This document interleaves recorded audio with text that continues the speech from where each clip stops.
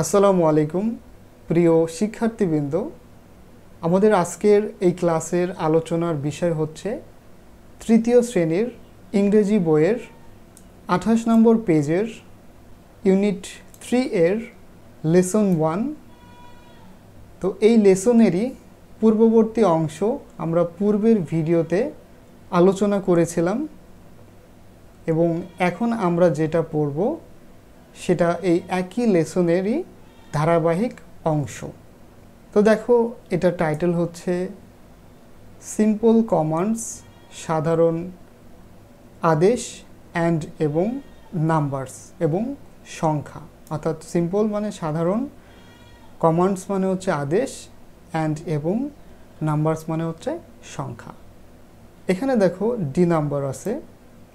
তো ডি নাম্বারে বলা হচ্ছে যে হোয়াট আদার কমান্ডস, অন্যান্য কি ধরনের কমান্ড বা আদেশ মে ইউর ড্রিল টিচার, তোমার অনুশীলনীর শিক্ষক, গিভ ইউ, তোমাকে দিতে পারে। অর্থাৎ তোমার যে শিক্ষক এই ধরনের কমান্ডগুলো তোমাদেরকে দেয়, সেই শিক্ষক তোমাদেরকে আরও কি ধরনের অন্যান্য কমান্ডগুলো দিতে পারে সেটাই তোমাদেরকে বলছে। তো এখানে দেখো ইন পেয়ার্স, পেয়ার মানে হচ্ছে জোড়ায় জোড়ায়, তাহলে ইন পেয়ার্স জোড়ায় জোড়ায়, take turns to give and follow. অর্থাৎ টেক টার্ন মানে হচ্ছে মোড় নেওয়া, টু গিভ অ্যান্ড ফলো অর্থাৎ দেওয়ার এবং নেওয়ার, দ্য কমান্ডস আদেশগুলো, that go with the picture, যেগুলো এই ছবিটির সাথে যায়। অর্থাৎ এই যে তোমরা একটা ছবি দেখতে পাচ্ছ, এখানে মোট দুইটা ছবি, এই ছবির সাথে কি ধরনের কমান্ড দেওয়া যায় সেই কমান্ডগুলো তোমরা একজন একজন করে দাও, আবার একজন আরেকজনকে ফলো করো। অর্থাৎ মনে করো তুমি একটা কমান্ড দিচ্ছ, তোমার পরবর্তী যে বন্ধুরা আছে সেই কমান্ডগুলো তারা ফলো করবে, আবার আরেকজন দেবে, তোমরা সবাই মিলে সেগুলো ফলো করবে। এইভাবে আর কি টেক টার্নস মানে হচ্ছে একবার তুমি বলো, অন্যরা ফলো করবে, একবার অন্যরা বলবে, তুমি ফলো করবে, এইভাবে আর কি করতে বলছে। তো নাম্বার 1-এ বলছে যে ব্রেথিং এক্সারসাইজ। ব্রেথ আমরা জানি, ব্রেথ মানে হচ্ছে শ্বাস প্রশ্বাস নেওয়া, তাহলে ব্রেথিং এক্সারসাইজ মানে হচ্ছে শ্বাস প্রশ্বাসের ব্যায়াম। তো এখানে বলছে যে কমান্ডস মানে হচ্ছে আদেশগুলো। তাহলে এখানকার কমান্ডসগুলো কি আমরা একটু দেখি। তো এখানে দেখো একজন স্টুডেন্ট অর্থাৎ একজন ছাত্রী এরকমভাবে দাঁড়িয়ে আছে। তো এই ছবি থেকে কি কি কমান্ড দেওয়া হয়েছে আমরা সেগুলো এখন দেখব। তো এখানে দেখো কিপ ইয়োর হেড স্টিল, তোমার মাথা স্থির রাখো। স্থির বলতে কি এখানে নড়াচড়া করা যাবে না, ঠিক আছে? তাহলে কিপ ইয়োর হেড স্টিল, তোমার মাথা স্থির রাখো। ফেস ইয়োর পামস আউটওয়ার্ড, আমরা জানি পাম মানে হচ্ছে হাতের তালু, তাহলে ফেস ইয়োর পামস আউটওয়ার্ড, তোমার হাতের তালু বাহিরের দিকে রাখো।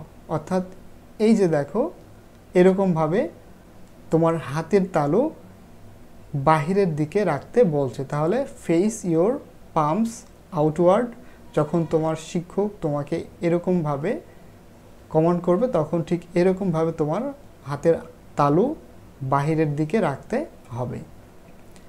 তারপরে দেখো keep your arms forward. Keep মানে তো তোমরা জানো রাখা, আর এখানে আর্ম মানে হচ্ছে বাহু, আর ফরওয়ার্ড মানে হচ্ছে সামনে। তাহলে কিপ ইয়োর আর্মস ফরওয়ার্ড, তোমার হাতের বাহুগুলো সামনের দিকে রাখো। তারপরে কিপ ইয়োর আর্মস, তোমার বাহুগুলো রাখো সাইডওয়েজ, পাশে। সাইডওয়ে মানে হচ্ছে পাশে, তাহলে কিপ ইয়োর আর্মস সাইডওয়েজ, তোমার হাতের বাহুগুলো পাশের দিকে রাখো। কিপ ইওর আর্মস ডাউনওয়ার্ড, তোমার হাতের বাহুগুলো নিচের দিকে রাখো, অর্থাৎ নিচে বলতে এরকমভাবে নিচে রাখতে বলছে।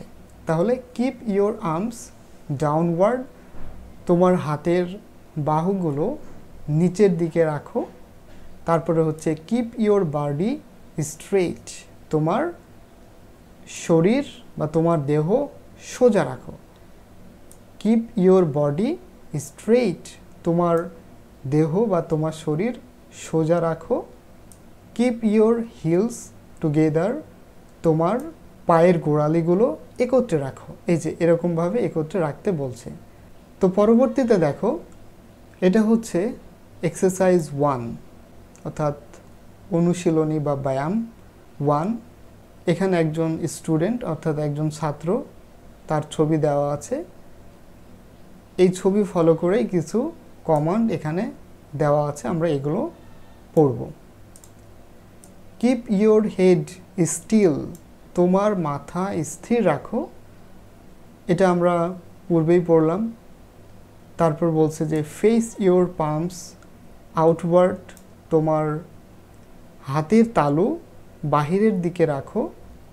কিপ ইওর আর্মস ফরওয়ার্ড, তোমার বাহুগুলো সামনের দিকে রাখো। কিপ ইওর আর্মস সাইডওয়েজ, তোমার বাহুগুলো পাশের দিকে রাখো বা পাশে রাখো। কিপ ইওর আর্মস ডাউনওয়ার্ড, তোমার বাহুগুলো নিচে রাখো বা নিচের দিকে রাখো। তো এই ছিল আজকের এই ক্লাসের আলোচনার বিষয়। আমি আশা করি তোমরা খুব সহজেই বুঝতে পেরেছ। তোমরা অবশ্যই এই কমান্ডগুলো বেশি বেশি করে পড়বা এবং প্র্যাকটিস করবা, তবেই তোমরা খুব সহজে এগুলো আয়ত্তে আনতে পারবা।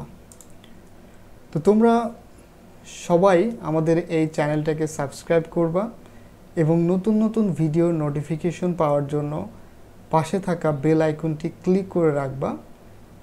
সবাই ভালো থাকো, সুস্থ থাকো।